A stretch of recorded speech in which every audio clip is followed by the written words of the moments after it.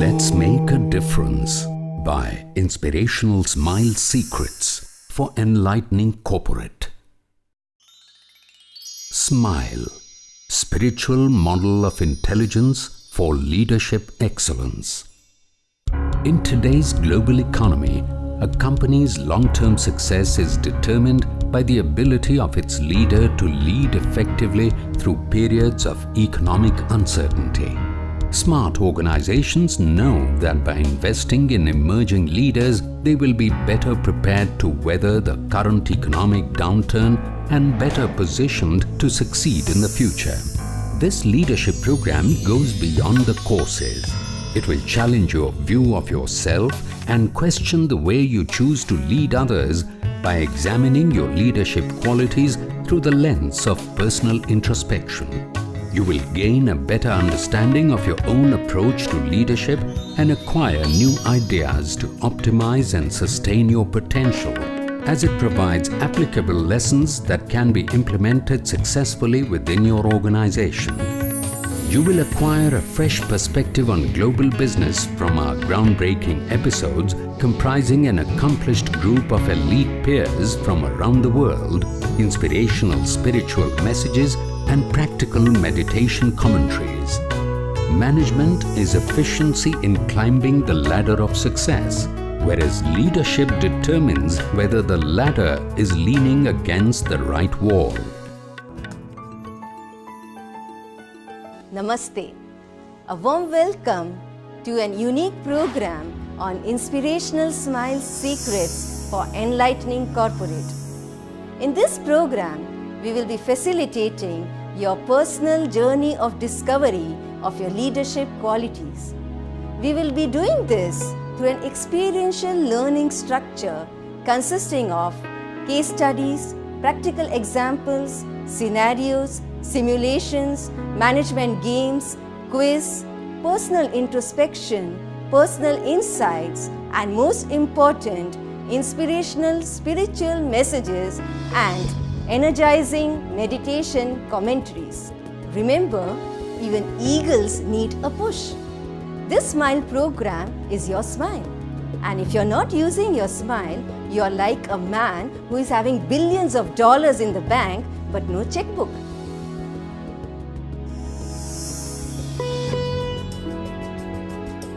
We cannot change time, but it is time for us to change. Change is the law of life, and those who look only to the past or present are certain to miss the future. Be the change you want to see in the world. Parivartan sansar ka niyam hai. Change is a door that can only be opened from inside.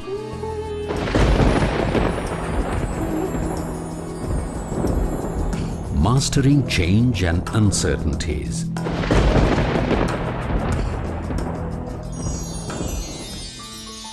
Hello leaders and emerging leaders of the corporate world. Tell me, can we predict how the world would be in 10 years? Difficult, isn't it? Things are changing very fast.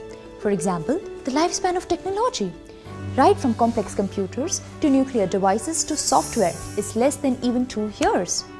Under such circumstances, organizations need to be agile and embrace change. They need to respond to change proactively, or else they suffer. In today's episode and upcoming few more episodes, we shall be learning about the tools and techniques of the most burning issues that has been faced by varied industries across almost all companies of the corporate world. We shall be learning all about mastering change and uncertainties.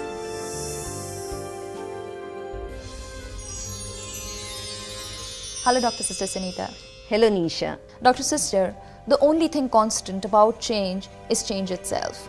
It's constantly happening in our world of work. We can be assured that in the next moment, the next day, the next week, the next month, the next year, change will enter our lives. With this new economy that has brought in a lot of business opportunities, but then again, there has been a great turmoil as well, isn't it?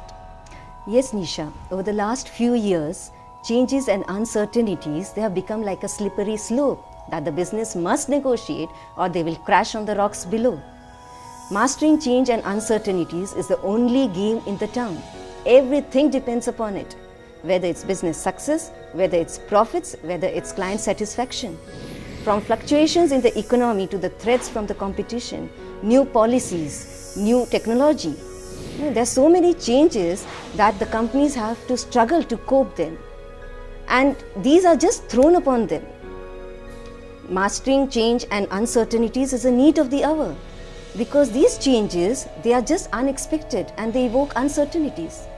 So mastering change and uncertainties is an inevitable part of any corporate life today.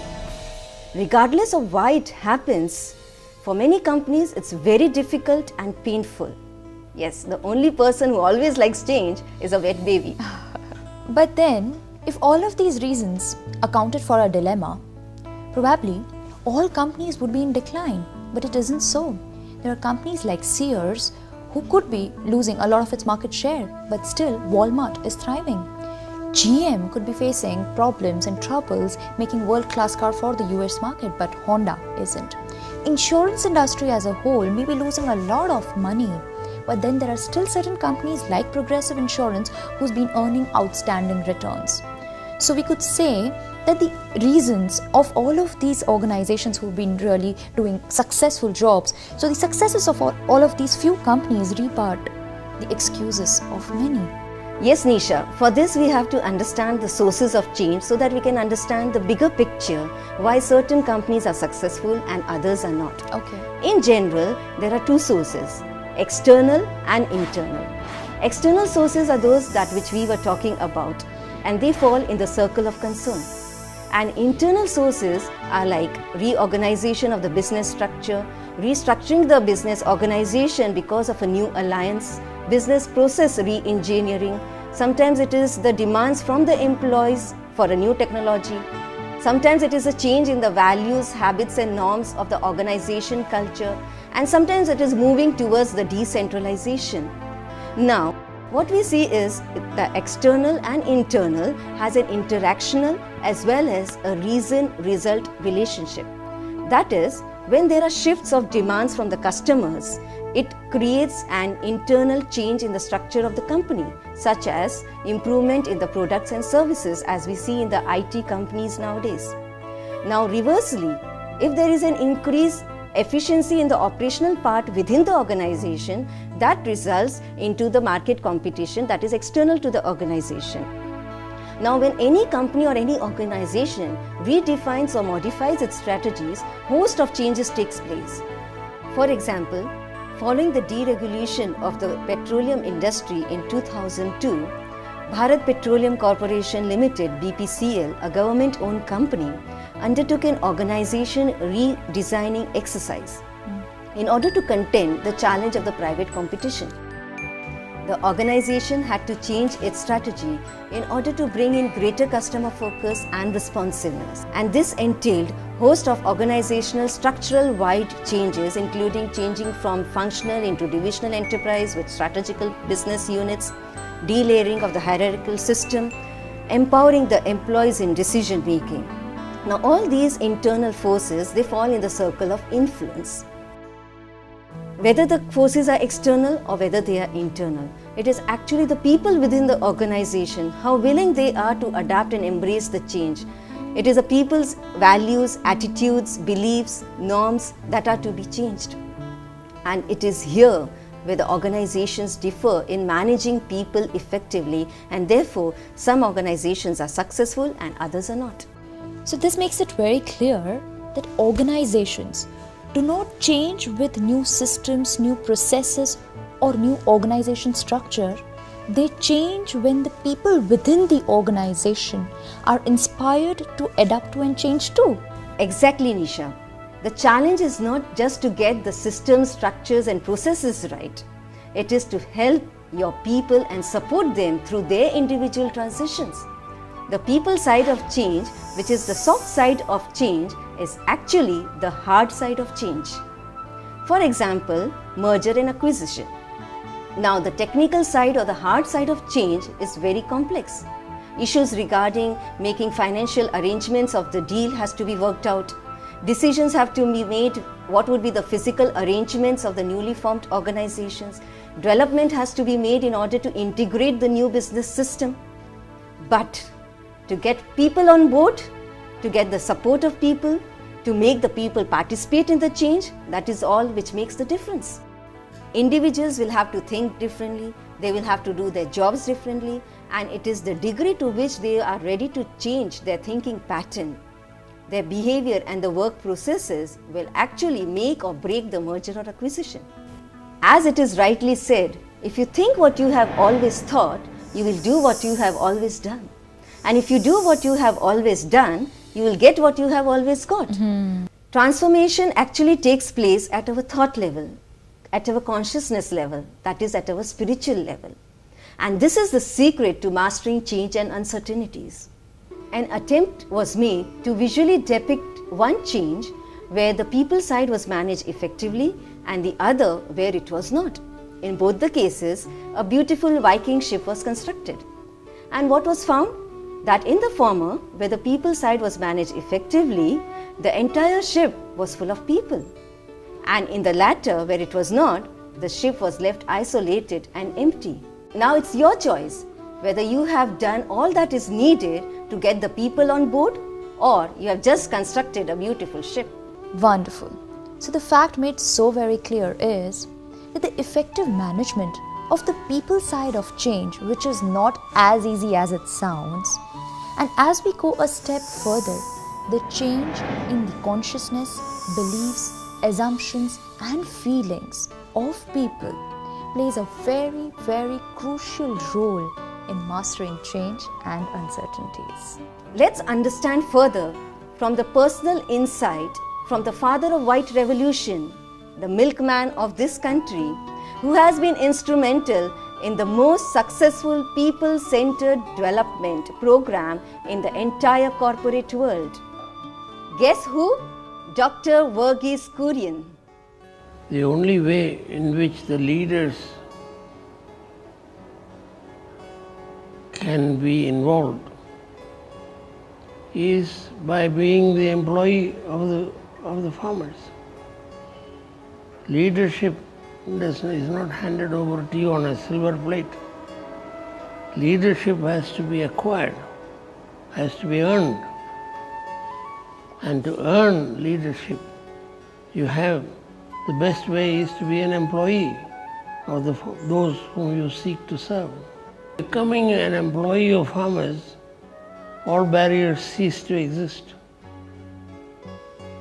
because you are seeking to serve those who are your masters, not your servants. And of course, for anything to be worked properly, you must have integrity. Without integrity, nothing can be done. Integrity, first of all, is not stealing money. Not stealing money that belongs to the farmers. When you are the employee, you have opportunities to do those things. You should not be doing it. To be a good leader also, integrity is essential. No one will accept you truly as a leader unless they realize that you are a man of integrity. Once they recognize in you a man of integrity, they will give you authority. They can let you do whatever you like. True development is development of people. Yes. And to develop people, you must involve them in the processes of development. Place in their hands the instruments of development. And all this comes easy for a man who is employed by them. Therefore, I assume that to develop people, to develop institutions involving people, you must be an employee of those people whom you seek to develop. There is no other way. It is in the heart that you have to be an employee. It's in your attitude. In your attitude, in your behavior, in whatever you are doing, you must always remember you are an employee of farmers. And farmers are not fools. They will also find out whether you are functioning as a true employee. Becoming powerful is not necessarily a good thing, because once you are powerful, you may forget that you are to serve the people. You may forget many things which you should not. Humility is the first essential of a servant. So when I said you are to be a servant of the people, I am saying you have to be humble. It's implied. It's clear.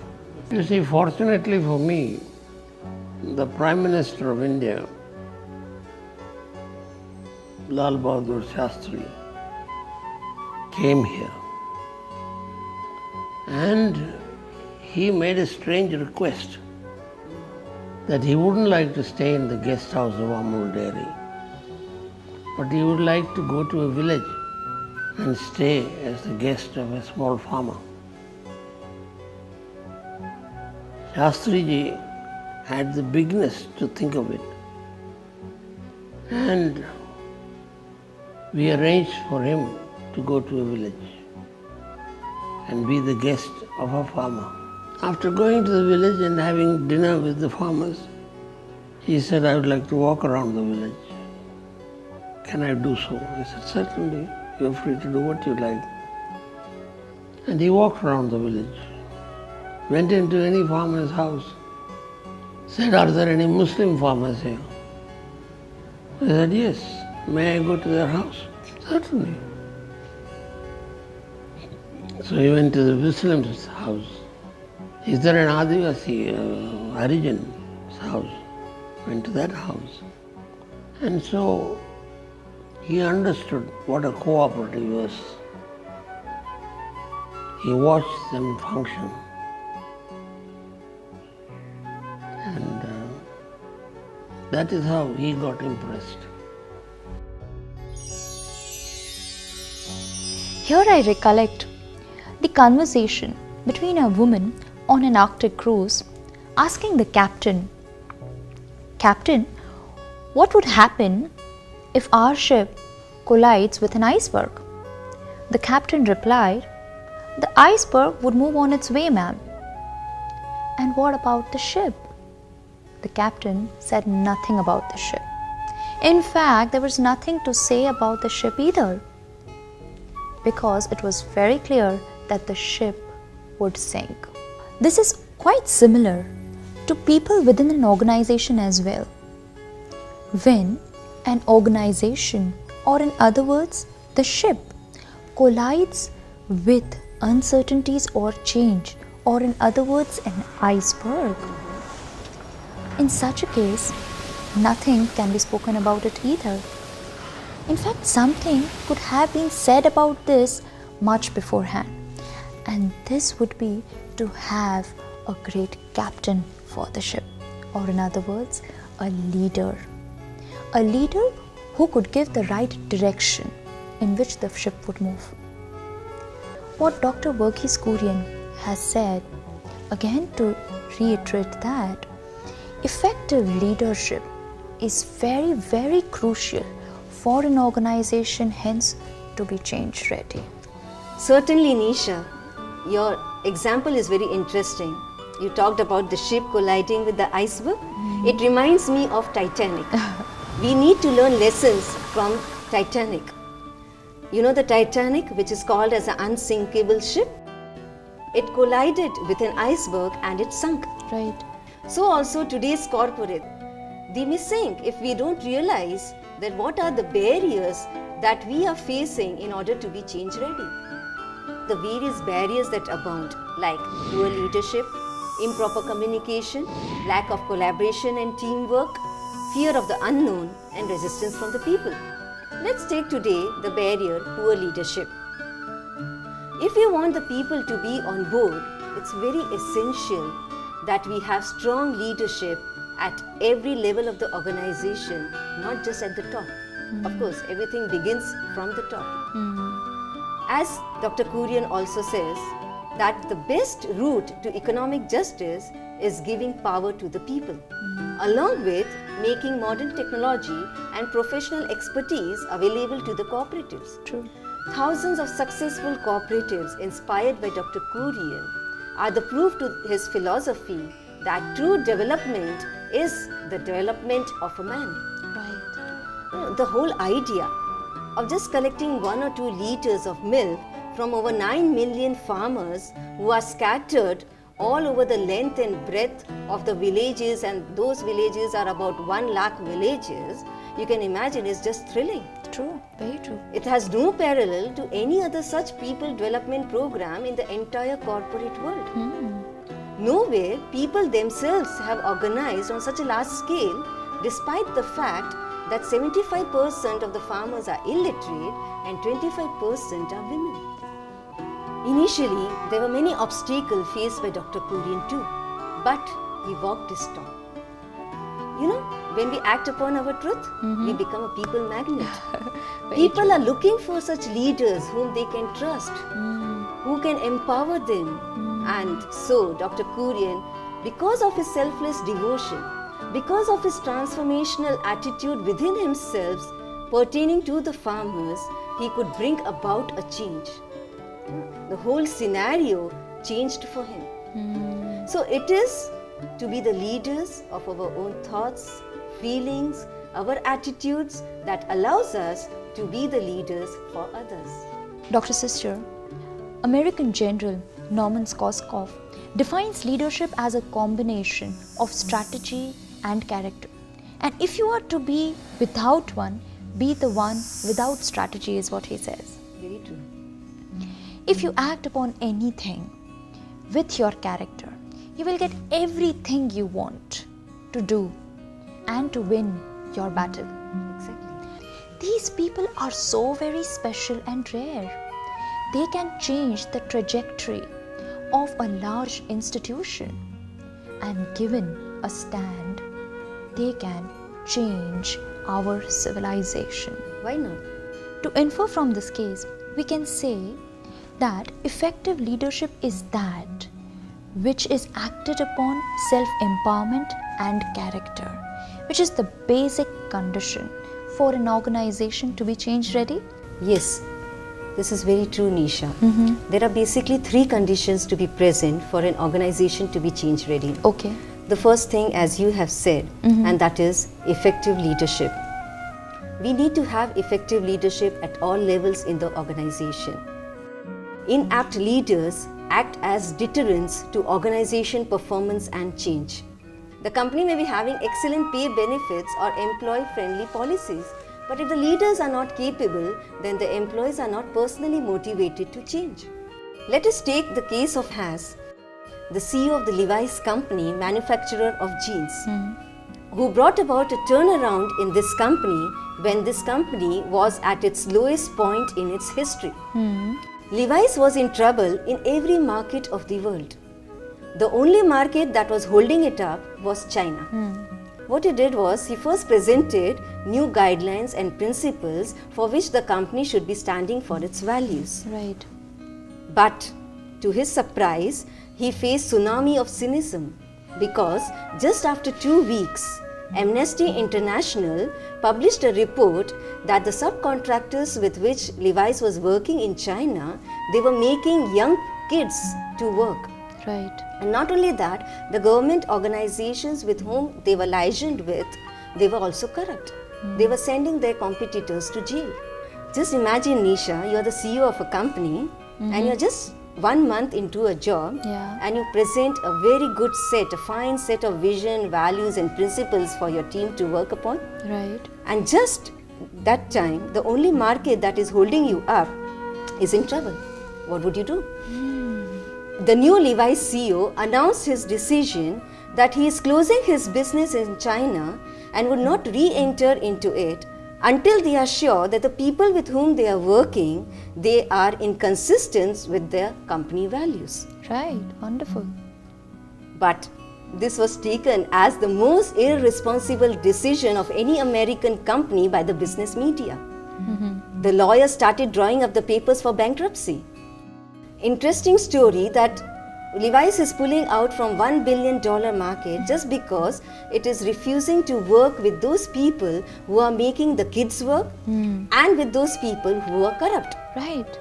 And all the kids in the world watch MTV, and when they heard this news, they said Levi's is the coolest company, and their jeans became the coolest thing on the earth for the youngsters. Wow. Okay. So just that day, the sales shooted up. And the next day, every youngster was purchasing the Levi's jeans. The sales were the highest on that day in the history of Levi's. Amazing. They not only went high, but they stayed high. Why? Because the employees of Levi's were very much impressed by their leader's decision. It created trust in them for the leaders and new enthusiasm, and that revitalized this dying company. It is very necessary that we have apt leadership at top level and at every level. The second condition, which is very much required, is the personal motivation of the employees. Okay.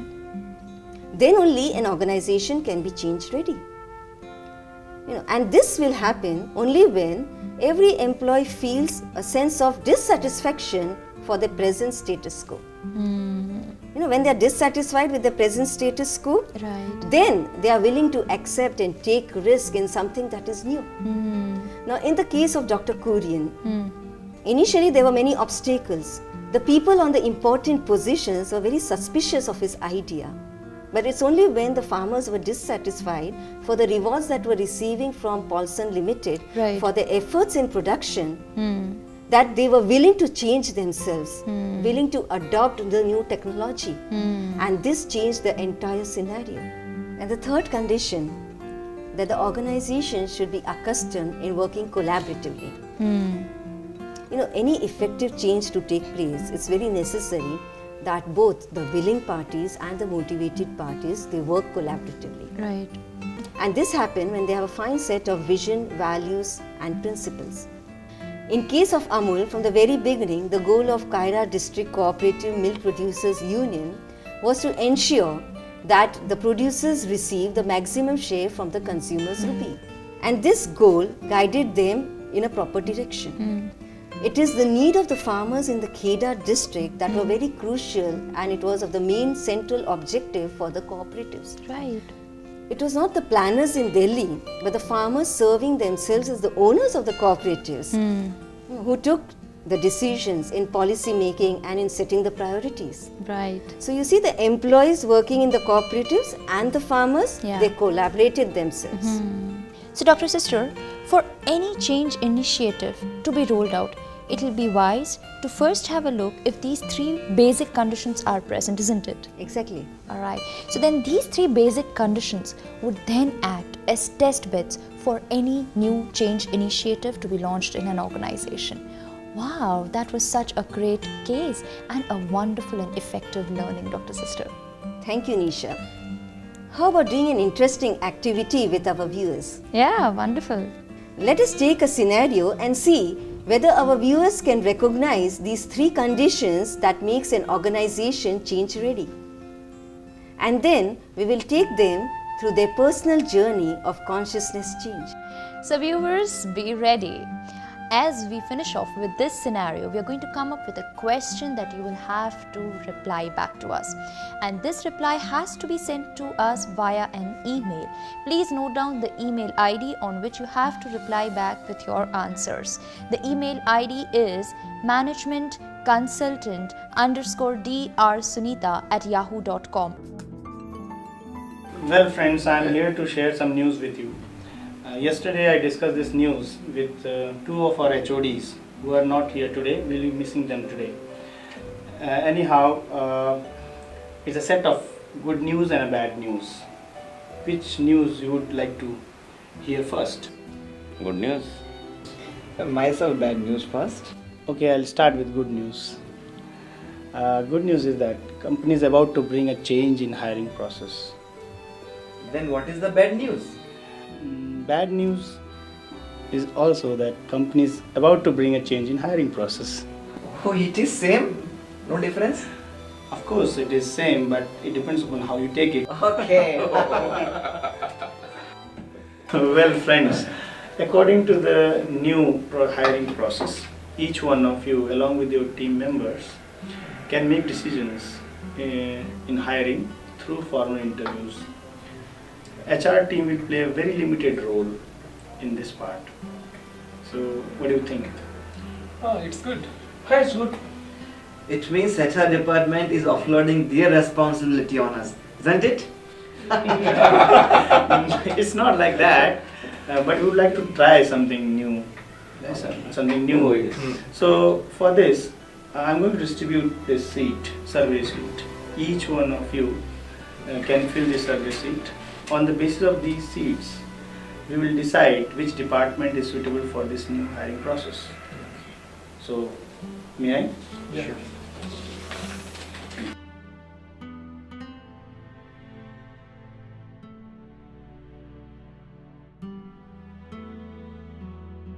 The manufacturing director, who has been with the company since its inception, will need to hire new people to increase production volumes.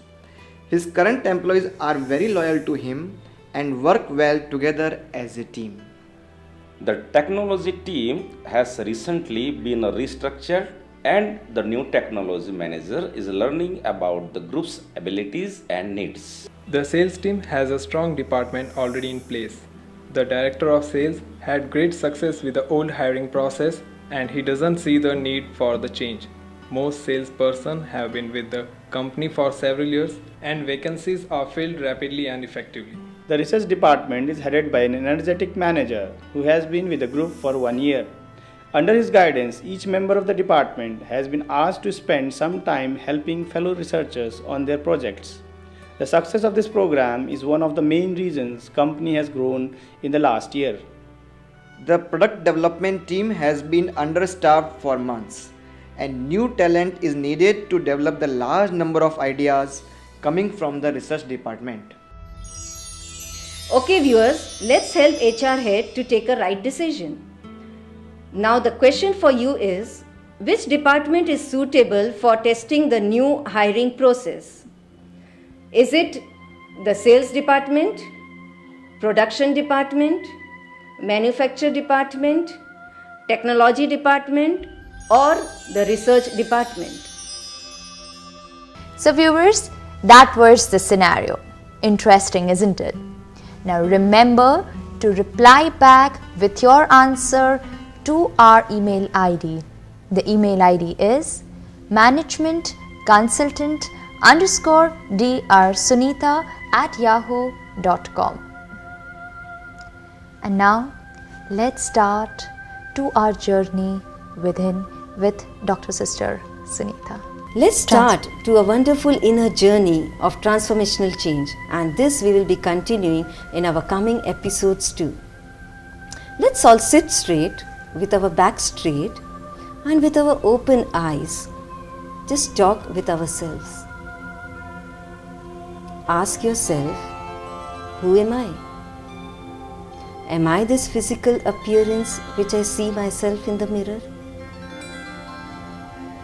Or am I something different from that? A divine energy within this body? Yes, now I am aware that I am a bright star, a divine energy of thoughts, feelings, and habits. This is me, the soul. I am now soul conscious.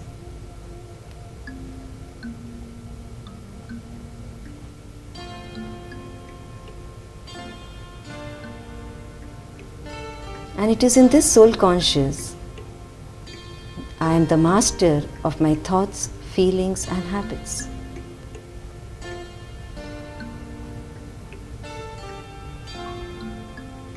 This also allows me to be the master of this immediate environment, that is my body.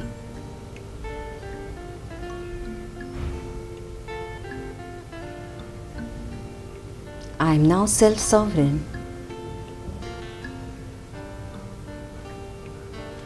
and eventually I become world sovereign.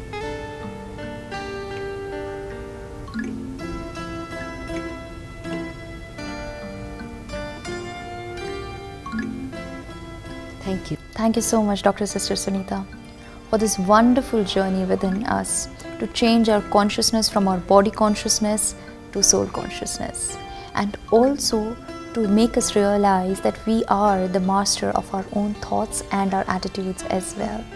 Leaders are change artists. Change always challenges old rules. When the molecules of carbon are rearranged, we get diamond. In physical form, carbon and diamond look very different, yet they are merely different expressions of the same potential. This is the story of people who may appear to be very different from what they can be. With a little internal reorganization in our values, beliefs and attitudes which form the part of our circle of influence, we can bring about transformation and reduce the effects of circle of concern. The door to change is within. Leaders lead by distributing leadership throughout the organization. Transformational leadership is not about one leader among many, but about many leaders who act towards one purpose. In a transformed organization, leaders do not lead followers, they lead leaders. Says the Chinese philosopher Lao Tzu, to lead people, walk behind them. Leadership is an act, not position. This makes us a good master of the ship of our corporate life, which is faced by uncertainties and change. Self-sovereignty leads to world sovereignty. I also want to thank you for this wonderful spiritual message that has been shared with us and our viewers, and for all the special inspirational case studies, role plays and stories that has been used to give us an insight on the actual understanding of mastering change and uncertainties. I'm sure that it has been a really effective learning for all our viewers, which will be practical and implementable for their organizations as well. So, at the end of this episode, let me tell you that this is not the end of the journey of mastering change and uncertainties. There's a lot more to come ahead. In the upcoming next episode, there will be again a lot more learning with reference to mastering change and uncertainties. So be with us for the upcoming episode as well. So we look forward to all of your queries, and also if you wish to be a part of our quiz, please email to us at managementconsultant_drsunita@yahoo.com. We shall be waiting for your feedback, your queries and your answers to our questions. So, continue watching Inspirational Smile Secrets to gain a deeper understanding on mastering change and uncertainties. So stay tuned and see you soon.